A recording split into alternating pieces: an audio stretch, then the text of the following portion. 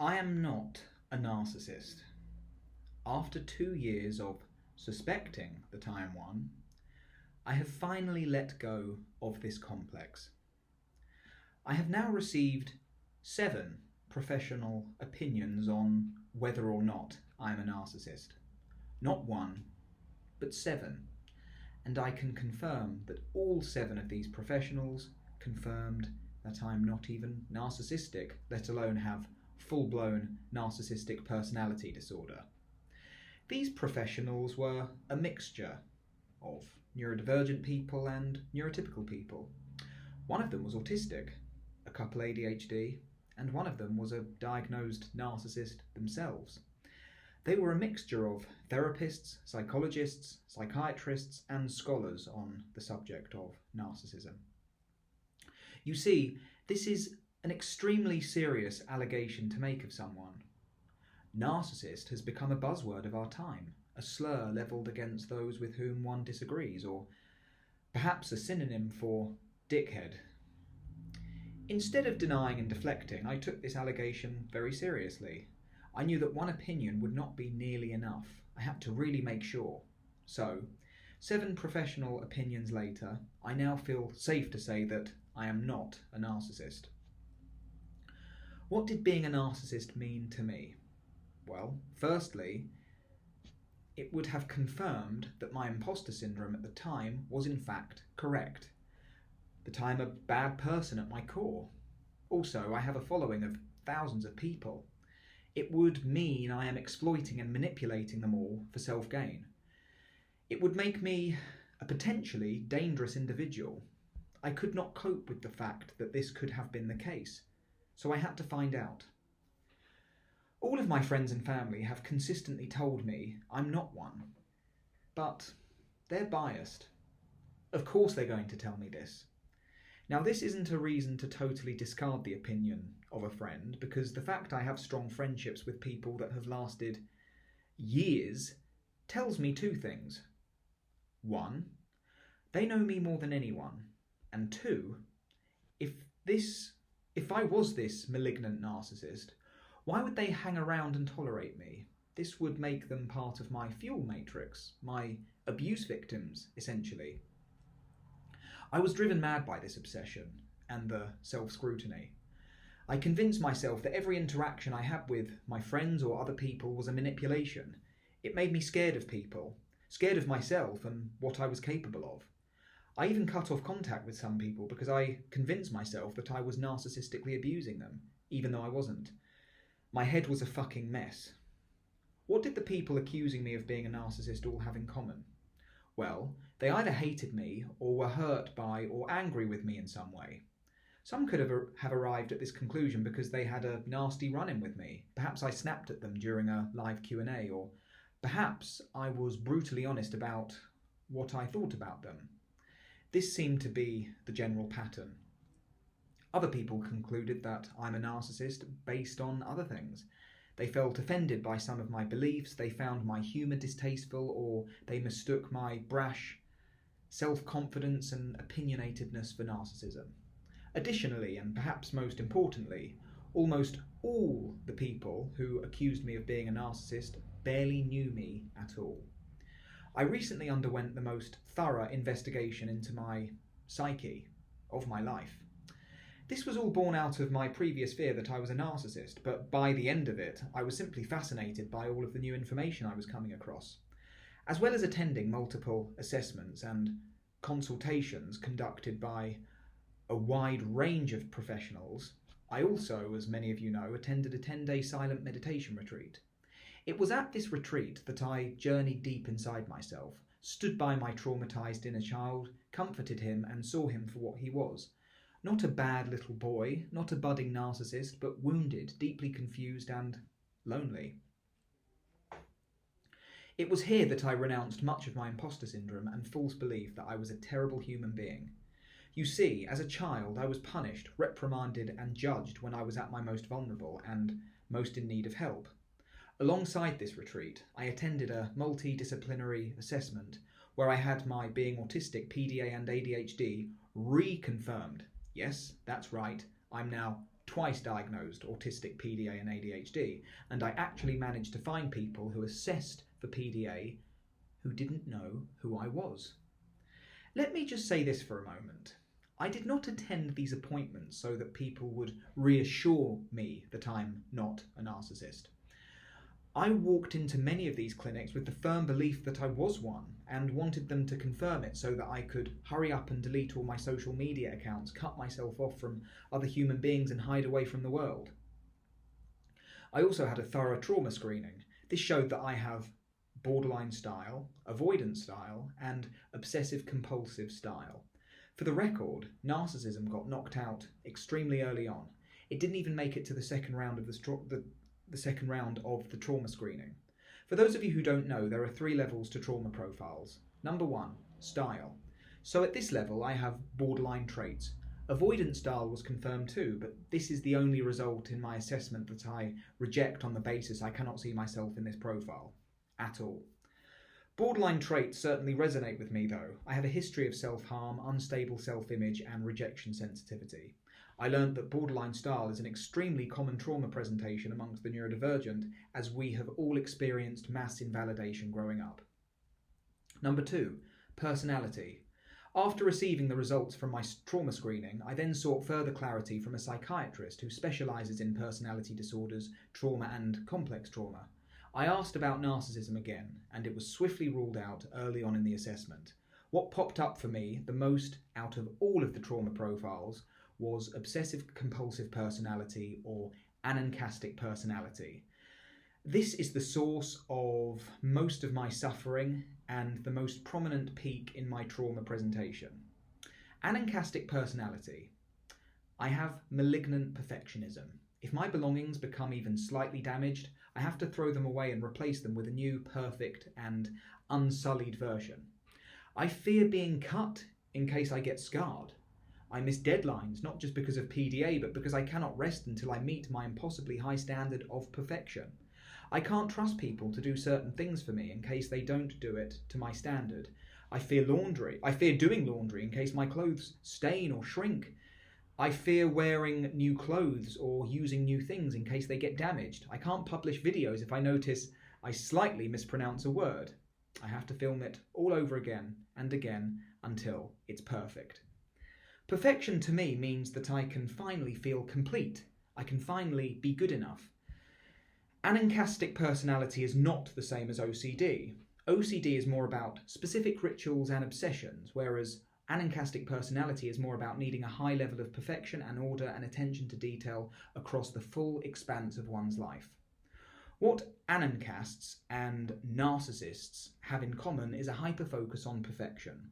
However, the Anankastic individual craves perfection on the basis they feel imperfect, whereas the narcissist views themselves as perfect and demands that others verify this. Number 3, personality disorder. I do not meet the criteria for a single one of the 10 personality disorders. I don't have OCPD. I have obsessive compulsive or Anankastic personality, not the full-blown personality disorder. A key word when it comes to determining whether or not someone has a personality disorder is pervasive. A criterion of any personality disorder must be experienced by an individual pervasively, and not just one criterion has to be experienced pervasively, but several, usually half or more. Now, I used to exhibit a lot of envy when I was younger, one of the 9 traits of NPD, but this has lessened as I have gotten older. I feel it on occasion now, but it is, like I said, occasional and circumstantial, which means it cannot be considered pervasive. I think a remark that gets thrown my way a hell of a lot is that of arrogance. Fucking hell, do I get called arrogant a lot? I think sometimes I can be overly confident and cocky that crosses over into arrogance. Examples of this would be when I'm utterly convinced I'm right. I do try consciously to work on this though, as who can be so totally sure about anything? As a child, if someone didn't share my point of view, or if they told me I was wrong, I would not hesitate to call them an idiot. But this, as is the case with envy, has petered out over the years.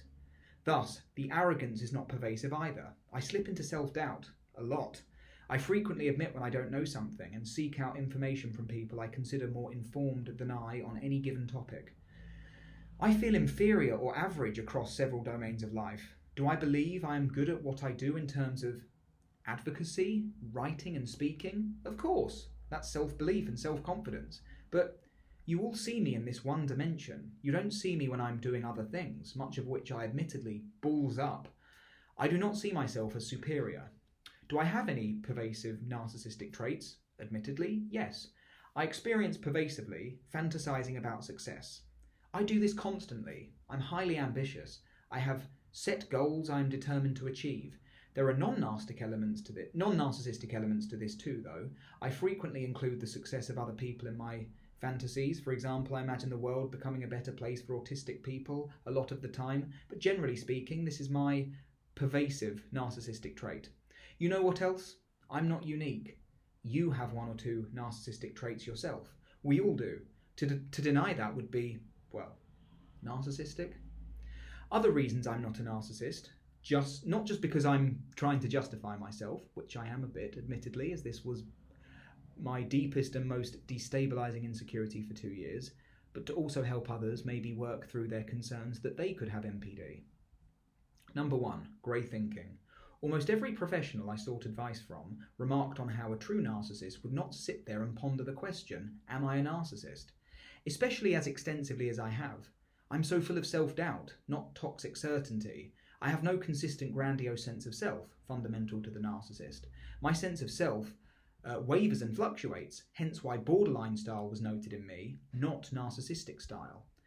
Number 2, hyper-accountability. It's always my fault. It has to be. If my friend falls out with their other friend, my fault. If a stranger trips over, my fault. If someone I know has had a bad day, I somehow convince myself I'm to blame. If I'm being mistreated, no, I cannot accept this. It must be me. I triggered them. Some way, somehow, I am responsible. I have autoplastic defences, meaning I see myself as the fault or the blame. I see myself as the source of the problem, and I see myself as responsible. The narcissist has alloplastic defences, meaning that they instinctively deny, deflect and blame shift.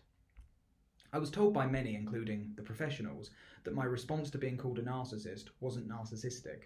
I didn't deny or deflect. I considered for a moment it could be true and sought wide-ranging professional advice on the matter. Upon being called a narcissist, I felt literally disgusted in myself. It made me hate myself. Number 3, empathy. As a child, I would cry not because I was being bullied, but because other children were. It takes me weeks to get over being in the company of people who are upset and people who I perceive may be upset about something. I often buckle under the heavy burden of empathy. It hurts. It's disabling. Yes, when I'm distressed, my empathy can erode as I have it in me to verbally lash out at people, but this is circumstantial and extremely short-lived. The remorse and sympathy I have for the person I snap at after my meltdown subsides is agonising. I'm sorry to everyone I've ever hurt, even to the people who have accused me of being a narcissist. If you are watching this now, and I did something to hurt you, first, who cares about my intentions? And who cares if I was in distress or having a meltdown? What matters is I hurt you, and I am sorry. Why else would people think I'm a narcissist? I have a high performance drive. I'm a flamboyant show-off who gets carried away when performing. Get over it, darlings. As for how I feel about fame, well, people often describe me as famous, but let's face it, I could hardly be classified as a famous person. I am known in a rather niche circle of a compartmentalised, spiralling community. Try dropping a link to my work on one of the main autism pages. It is highly likely that not a single soul will know who I am. In fact, I have evidence for this. A friend of mine who is part of one of these toxic groups in which the parents of autistic children routinely trash their children has shared links to my work. Crickets. If I do attend large conferences at which a lot or most people know who I am, before I enter the building, it isn't excitement I feel about the adulation I will deservedly receive. I feel stressed and anxious. In certain situations, I don't like all the attention on me. I wish I was invisible in such situations. Some people will claim that during some or all of my assessments, I would have masked as to come across as minimally narcissistic as possible, and perhaps gave the diagnostician a false account of my history. Well, I'm a mug if I lied about my past, because all they have to do is read my book and visit my social media pages, and maybe even have a chat with people who have known me for years. And seriously, do you really think that Professionals who specialise in assessing and diagnosing narcissistic personality disorder wouldn't be able to tell when they are being lied to, deceived and manipulated by a person whose personality profile happens to be their field of expertise. Give me a break. And if I am a covert narcissist, it would imply that I'm aware of what I am and therefore determined to hide it. Why, if that's the case, would I speak so publicly about this matter, leaving myself vulnerably and exposed to those who are extremely psychologically savvy and would be able to see right through my facade in a heartbeat? And the fact people claim that they watch me and believe I'm narcissistic would suggest that I'm really not hiding very much at all. I mean, if I really am this criminal mastermind, that doesn't sound like the most intelligent thing for me to do. Other things I have learnt: there are cluster B personality disorder communities out there who are sick to death of narcissism being stigmatised by people who insist on using it as an insult. I recognise my lasting insecurity itself was based on stigma, my belief that being a narcissist is synonymous with being a bad person. I have often drawn attention to the fact that narcissists and others diagnosed with personality disorders are childhood trauma survivors. Many believe that describing these people as suffering from a personality disorder is horrendously ableist. These are forms of complex trauma that come to define a person's psychological makeup very early in life during the formative years. This is also the reason I sought out a diagnosed narcissist to speak with. It's important to be consistent. We autistic people harp on about how actually autistic people should be asked autistic-related questions before non-autistic professionals are asked. I simply applied the same logic to narcissism and asked a narcissist directly. So this is all something to think about, isn't it? I'm not a narcissist. I'm ADHD, autistic and PDA. I also have complex trauma, which manifests as borderline style and an Anankastic personality. Thank you to all my friends and family for supporting me through this very difficult past 2 years. Your unwavering loyalty has really helped me to trust again and rebuild my confidence. Thank you to all of the professionals who assessed me, educated me and provided me with utmost clarity of my ND and trauma profile. Thank you to members of the Cluster B community for helping me to shed the stigma and steer clear of these demonising cartoon villain-like perceptions of Cluster B personality types. Thank you, Vipassana Meditation, for providing me with a technique to journey deep inside myself for a clearer understanding of who I really am. For those of you who insist on believing I'm a narcissist, by all means do so. Your words no longer affect me now because I know I'm not a narcissist. Not narcissistic, actually anancastic.